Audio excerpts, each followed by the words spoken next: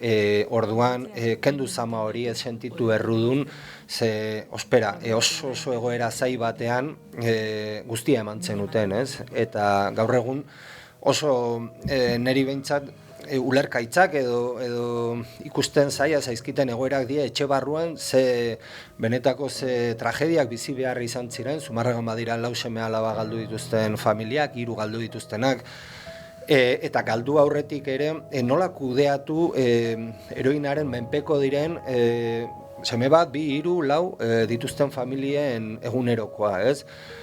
Orduan, bai, nik uste dut, kendu nahi izan diela zama bat pertsonei esan ez behitu. Ala izan zenutena, esan dako, ala izan zenutena egin zenuten, eta ez sentitu errudun gertatu zenagatik, ez?